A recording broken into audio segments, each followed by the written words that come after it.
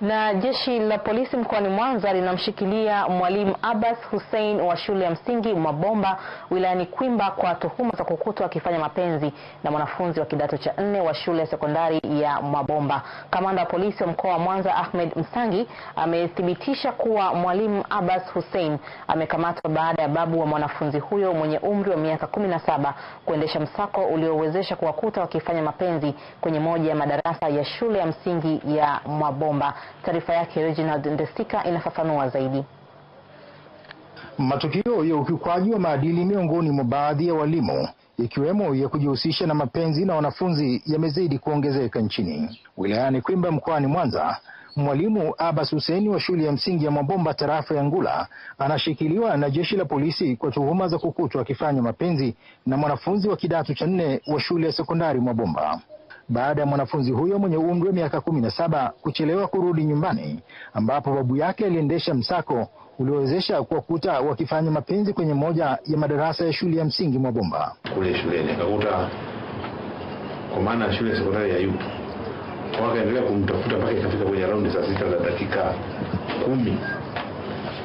Ndipo alikwenda kwenye shule ya jirani ya primary ya Mwabomba. Katika moja ya darasa wakakuta huyo mtoto wa kike akifanya mapenzi na mwalimu wa shule hiyo ya primary, anaitwa Abbas Hussein ya miaka 27,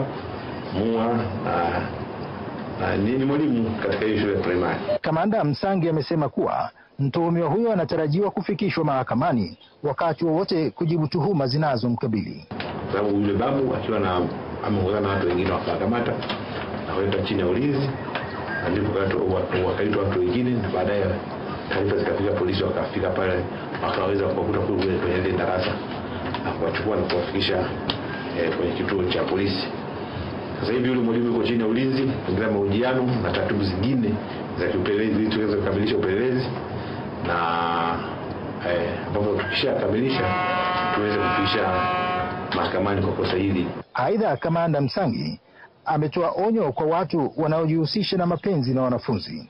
Mtoto wa kike yote ambaye yuko chini ya miaka 18, whether amekubali ama kutokubali, ukifanya naye mapenzi, hiyo tunahesabu ni kubaka, rape.